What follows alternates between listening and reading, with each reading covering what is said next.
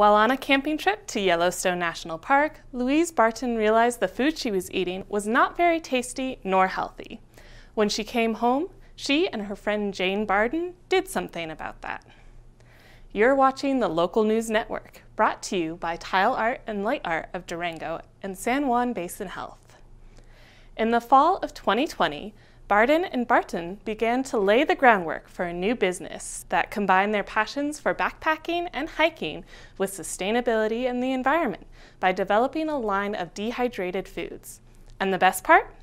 All the food is sourced from local farms from food that might otherwise go to waste. So Farm to Summit came about.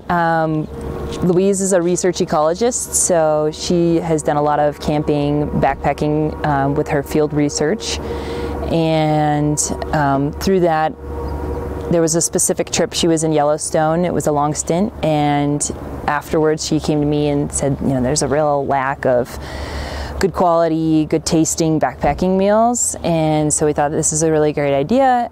Meanwhile, I have kind of a background in, my parents are farmers in Michigan, and I have a few friends in town here in Durango that are farmers, and so recognized that there's a lot of waste with that.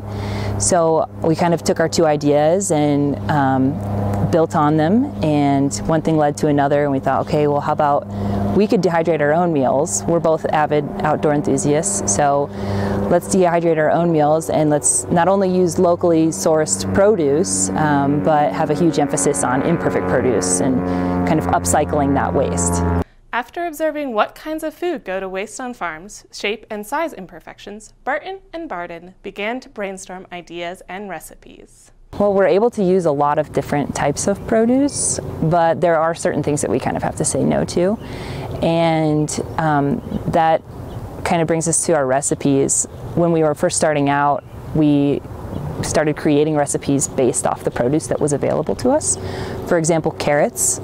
There are a ton of carrots being grown in this area, and they're all so delicious, but you know, so many times they're crooked or maybe too small, too big, and those are all tossed aside, or maybe not tossed aside, but given to the food banks or given to livestock. And sometimes the food bank, how many carrots do you really need?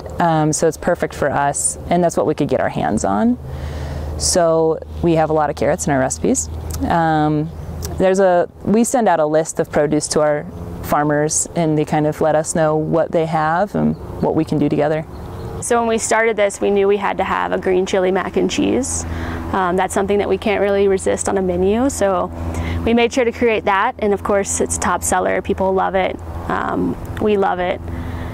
Another one is the Thai curry. So we have a red Thai curry that we make year-round, and then we have a fall harvest curry that we make just seasonally with a bunch of fall squash, and those are definitely a crowd pleaser. Yeah, they're super loaded with veggies, super hearty, really nice. Yeah.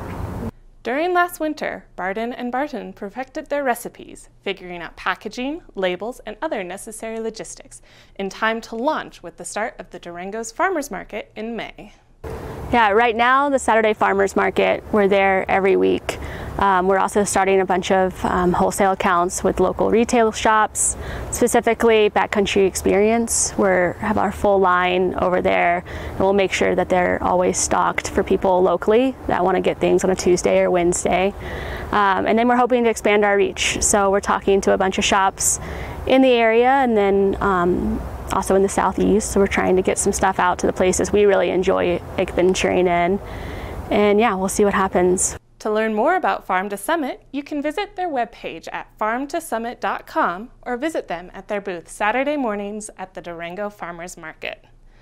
Thank you for watching this edition of the Local News Network.